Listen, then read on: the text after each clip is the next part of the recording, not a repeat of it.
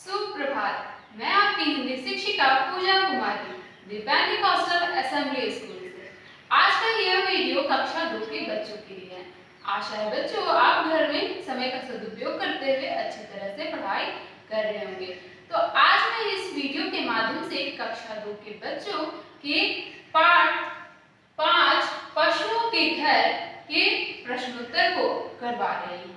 जैसे कि बच्चों मैंने पिछले वीडियो के माध्यम से पशुओं के घर कहानी को बताया था, जिसमें राहुल और उसके दादाजी सुबह टहलते हुए बातें कर रहे हैं, जिसमें राहुल दादाजी से अनेक प्रश्न करता है और प्रश्न करते हुए विभिन्न पशु पक्षियों की जानकारी प्राप्त करता है।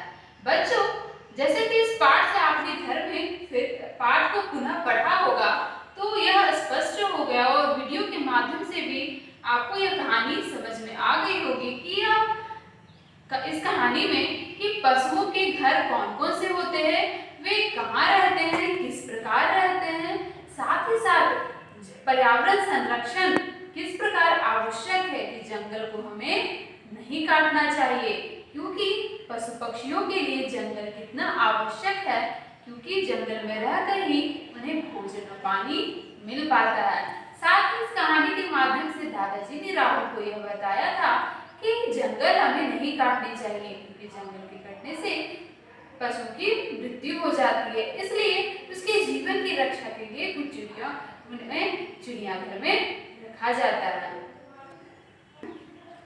जिस कहानी में पहले राहुल जो दादाजी से ऊंट के बारे में पूछता है, तो ऊंट कहाँ रहता है बच्चों? ऊंट रेगिस्तान में रहता है, क्योंकि ऊंट ही एक जानवर है जो रेगिस्तान में बालू में चल पाता है, इसलिए ऊंट को क्या कहते हैं? ऊंट को रेगिस्तान का जहाज कहते हैं। ऊंट पालतू जानवर है या जंगली जानवर? ऊंट पालतू जानवर है। जिस प्रकार हम गाय, बैल, भैंस, बकरी इत्यादि पालते हैं, उसी प्रकार मनुष्य ऊंट भी पालते हैं। बच्चों घोड़ा के रहने के स्थान को क्या कहते हैं? घोड़ा के रहने के स्थान को अस्तबल या घुड़साल कहते हैं। फिर राहुल ने दादाजी से यह पूछा था कि चूहे कहाँ रहते हैं, तो बच्चों मैंने क्या बताया था कि चूहे कहाँ रहते हैं? चूहे बिल में रहते हैं।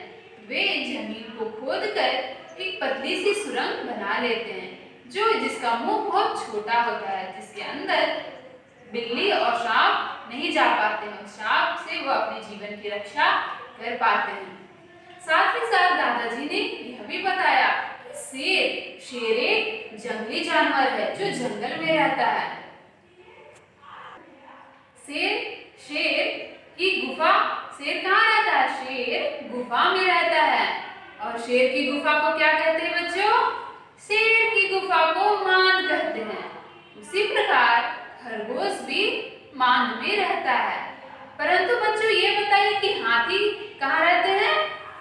हाथी झुंडों में रहते हैं। झुंड अर्थात एक से अधिक हाथी जब हो तो उसे झुंड कहा जाता है। उसी प्रकार बंदर भी झुंड में रहते हैं। बच्चों ये मैंने पिछली कक्षा में बताया था कि मगरमच्छ और दरियाई घोड़ा कहाँ रहते हैं? मगरमच्छ और दरियाई घोड़ा पानी में रहते हैं। तो इस प्रकार चिड़ियाघर में भी अनेक जानवर देखने को मिलते हैं, जिससे हमें ये पता चलता है कि राहुल के दादाजी राहुल को बताते हैं कि हमें जंगल को नहीं काटने चाहिए, क्योंकि जंगल पशुओं के लिए अत्यंत आवश्यक है। तो बच्चों अब आप अच्छी तरह से पशुओं के घर कहानी को समझ गए होंगे। तो आइए अब हम इसके मौखिक और लिखित प्रश्नोत्तर की तरफ बढ़ते हैं। मौखिक, बालू में कौन चल पाता है? पहला प्रश्न है बालू में कौन चल पाता है? तो इसका उत्तर क्या होगा? मैंने पिछली कक्षा में बताया था बालू में कौन चल पाता है? बालू में ऊंट चल पाता है।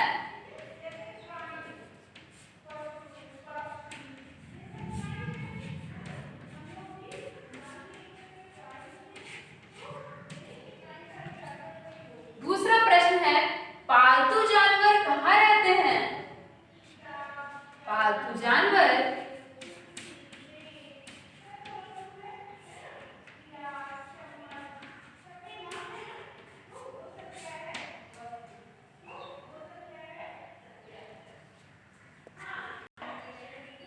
जानवर कहाँ रहते हैं? पालतू जानवर हमारे साथ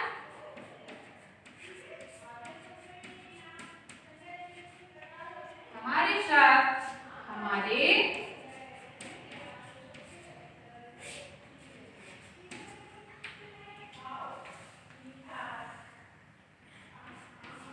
घरों में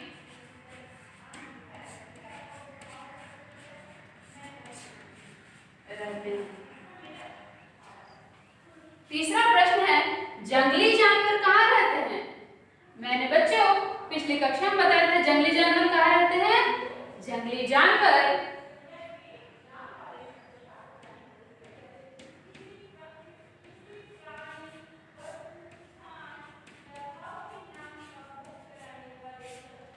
जंगल में रहते हैं।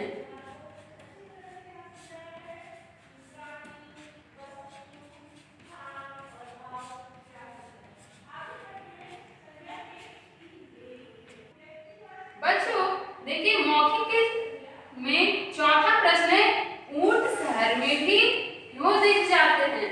मैंने बच्चों पाठ को पढ़ाते हुए बताया था कि ऊंट शहर में क्यों दिख पाते हैं। तो दादाजी ने राहुल को क्या बताया था? दादाजी ने राहुल को बताया था कि व्यापारी सामान बेचने के लिए ऊंट पे सामान रखकर ले आते हैं, इसलिए ऊंट क्या करते हैं? इसलिए ऊंट शहर में दिखाई पड़ जाते हैं। ऊंट की पीठ पर व्यापारी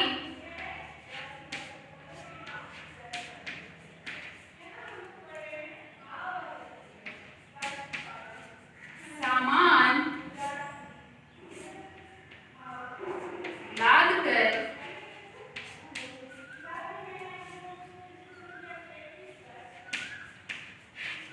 उसे शहर ले आते हैं।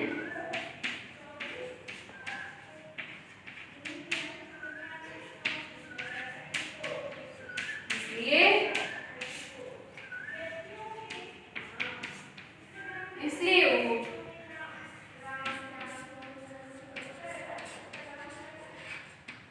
शहर में भी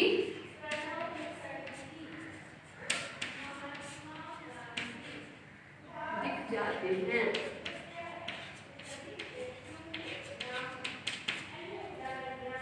आप देख सकते हैं कि ऊंट शहर में भी क्यों दिख जाते हैं? ऊंट शहर में क्योंकि ऊंट की पीठ पर व्यापारी सामान लादकर उसे शहर ले आते हैं, इसलिए ऊंट शहर में भी दिख जाते हैं। बच्चों जिस प्रकार आपने मौखिक प्रश्नोत्तर को पढ़ा, तो अब हम लिखित प्रश्नोत्तर की तरफ बढ़ते हैं।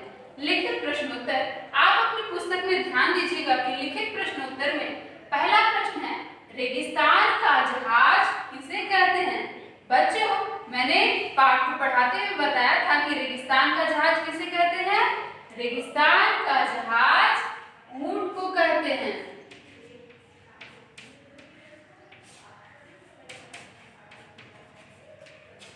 रेगिस्तान का जहाज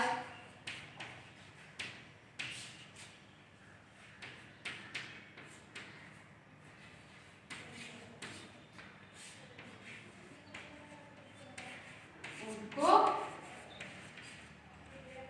कहते हैं। दूसरा प्रश्न है, जानवरों को चिड़ियाघर में क्यों रखते हैं? जानवरों को चिड़ियाघर में क्यों रखा जाता है?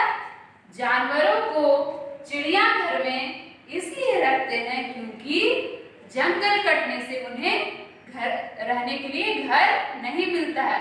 क्योंकि मैंने बताया था कि जंगल कट जाने के कारण उन्हें घर रहने का स्थान नहीं मिल पाता है, इसलिए उन्हें चिड़ियाघर में रखा जाता है।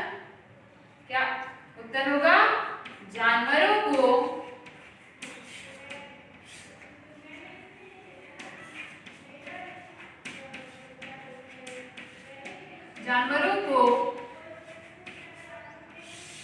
चिड़ियाघर में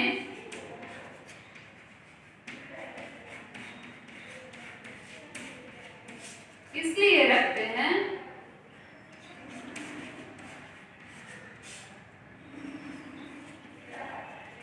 क्योंकि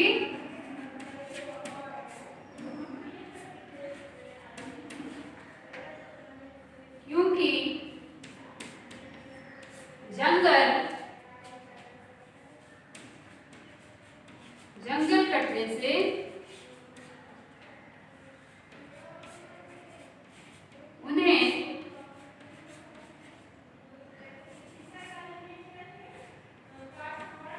उन्हें रहने के लिए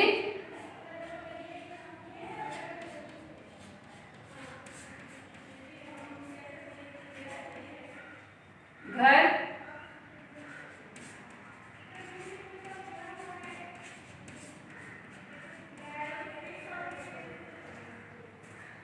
बच्चों, आप देख सकते हैं कि रेगिस्तान का जहाज किसे कहते हैं?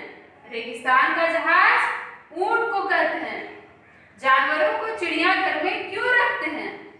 जानवरों को चिड़ियाघर में इसलिए रखते हैं क्योंकि जंगल कटने से उन्हें रहने के लिए घर नहीं मिलता। बच्चों, अब हम लिखित के तीसरे और चौथे प्रश्न को पढ़ेंगे। लिखित का तीसरा प्रश्न है, जंगल क्यों नहीं कटने चाहिए? मैंने क्या बताया था? जंगल इसलिए नहीं कटने चाहिए क्योंकि जंगल से ही पशुओं को भोजन और पानी मिल पाता है, क्योंकि वही उनका घर है। क्योंकि जंगल कटने से उसका घर, पशुओं का घर छिन जाता है और भोजन पानी उन्हें नहीं मिल पाता है। तो उसका उत्तर होगा जंगल इसलिए नहीं कटने चाहिए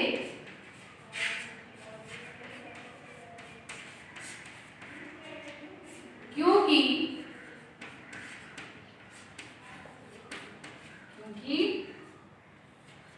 जंगल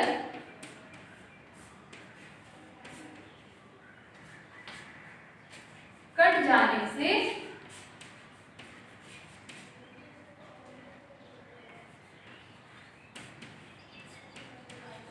पशु पक्षियों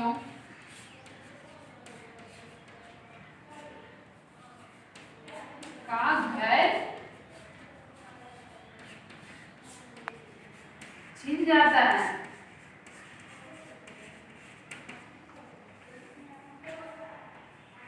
उन्हें भोजन और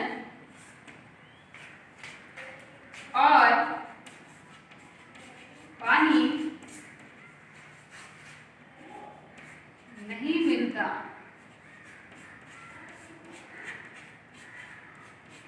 क्या मैंने बच्चों बताया? जंगल इसलिए नहीं कटने चाहिए क्योंकि जंगल कट जाने से पशु पक्षियों का घर छिन जाता है, उन्हें भोजन और पानी नहीं मिलता है। अब चौथा प्रश्न है, अस्तबल में कौन सा जानवर रखा जाता है? बच्चों, मैंने पाठ को पढ़ाते हुए यह बताया था कि अस्तबल किसका घर होता है? अस्तबल में घोड़ा को रखा जाता है। अस्तबल में कौन सा जानवर रहता है? अस्तबल में घोड़ा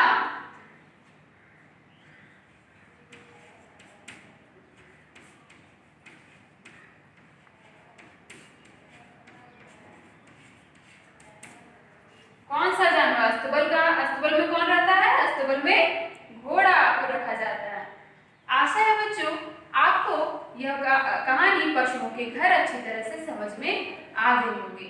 साथ ही साथ आप इस वीडियो के माध्यम से मौखिक और लिखित प्रश्नोत्तर को अच्छी तरह से पढ़ेंगे। जहां मैंने मौखिक और लिखित प्रश्नोत्तर को बताया, वहीं आप उसे पुनः वर्कशीट के माध्यम से अपनी उत्तर पुस्तिका में लिखें और उसे याद कर लिखने का अभ्यास करें।